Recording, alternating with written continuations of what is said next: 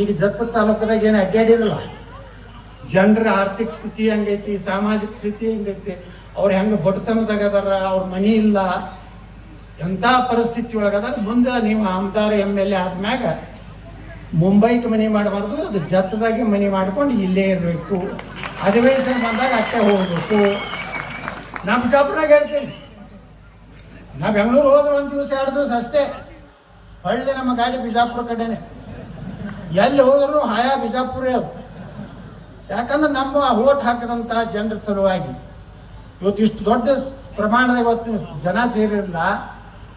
ನಿಮಗೊಂದು ವಿಶ್ವಾಸ ಐತಿ, ಈ ಮನುಷ್ಯನ ನಾವು ನಮ್ಮ ಭಾಗದ MLA ಅಥವಾ ಆಮದಾರ ಮಾಡಿದ್ರೆ ಮುಂದಿನ ದಿವಸಗಳಲ್ಲಿ ನೋಡ್ರಿ ಒಬ್ಬ MLA ಇಲ್ಲೇ MP ಪಾಲ್ರಿ ಅದರಲ್ಲ, ನಿಮ್ಮ ಮಗಳೇ MP ಪಾಲ್ರು ನಮ್ಮದು ಹಂಗೆ ಇರ್ತದೆ, ಅವ್ರ ಜೋಡನ ಕುಸ್ತಿ ಹಂಗೆ ಇರ್ತದೆ. ಆದ್ರೆ ಜಗಳಾಡ್ತೀವಿ. ಅಭಿವೃದ್ಧಿ ಬಂದಾಗ ಇಬ್ಬರು ಜಗಳಾಡೋದಿಲ್ಲ. ನಾ ಅವ್ರಿಗೆ ಸಪೋರ್ಟ್ ಮಾಡ್ತೀನಿ, ಅವ್ರು ನಾನೇ ಸಪೋರ್ಟ್ ಮಾಡ್ತೀನಿ.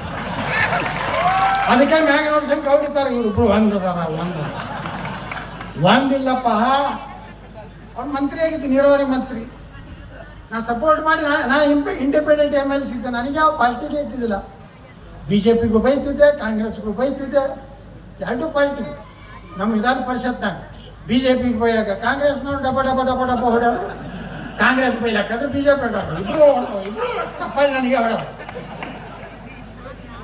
ಓಪನ್ ಆಗಿ ಸಿದ್ದರಾಮಯ್ಯ ಹೇಳ್ತಿದ್ದೆ, ಒಳ್ಳೆ ಕೆಲಸ ಮಾಡಿ ಸಿದ್ದರಾಮಯ್ಯ. ಇವತ್ತಾದ್ರೂ ಸಿದ್ದರಾಮಯ್ಯ ನನ್ನ ಬಗ್ಗೆ ಇಷ್ಟು ಗೌರವ ಐತಿ. ಪಾರ್ಟಿ ಬೇರೆ ಇರ್ಬೋದು. ಯಾಕಪ್ಪ ಅಂದ್ರೆ ನಾವು ವಿಕಾಸ್ ಪಾದಯಾತ್ರೆ ಮಾಡೋದು ಅದಕ್ಕೆ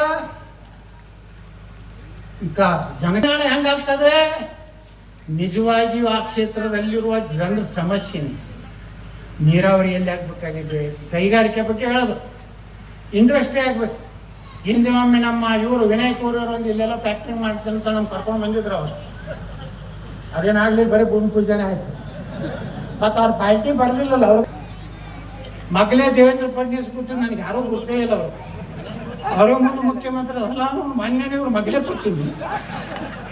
ಇವ್ರು ಮುಖ್ಯಮಂತ್ರಿ ಪ್ರಮಾಣ ತಗೊಂಡು ನೋಡಿದೆ, ಏನಪ್ಪ ನಾ ಫಡ್ನವೀಸ್ ಅನ್ನೋದೇ ಗೊತ್ತಿರ್ಲಿಲ್ಲ. ಪಾಪ ಅವರು ಸುಮ್ಮನೆ ಗೊತ್ತಿದ್ರಿ. ಇನ್ನೊಬ್ರು ಗಿರೀಶ್ ಮಾಚಾನ ಅಂತ ಒಬ್ಬ ದೋಸ್ತಿ ಆಗಿದ್ದ. ಅವ್ರು ಹೆಂಗಂದ್ರೆ ಬಿಜಾಪುರ ಒಬ್ಬನ ಕಡೆ ಬಂದು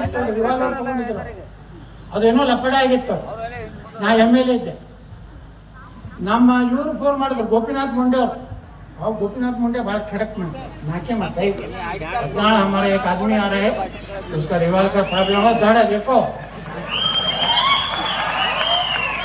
ಬಂದ್ರೆ ಗಿರೀಶ್ ಮಹಾಜನ್ ಬಂದ್ರೆ ಅದು ಯಾವುದೋ ಪೊಲೀಸ್ ಸ್ಟೇಷನ್ದಾಗ ಏನೋ ಲಪಡ ಇತ್ತು, ಅದೆಲ್ಲ ಕೇಸ್ ಬಗೆಹರಿಸಿ ಅವ್ರ ರಿವಾಲ್ವರ್ ಸೀಜ್ ಆಗಿತ್ತು, ಅದನ್ನ ಬಿಡಿಸಿ ಕೊಟ್ಟೆ.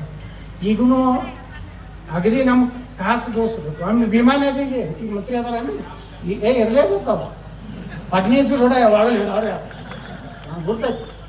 ಒಮ್ಮೆ ಅವ್ರು ಮಂತ್ರಿ ಇದ್ರದ ಮಂತ್ರಿ ಆಗಿದ್ದ, ಸಿಂಚಾಯಿ ಮಂತ್ರಿ.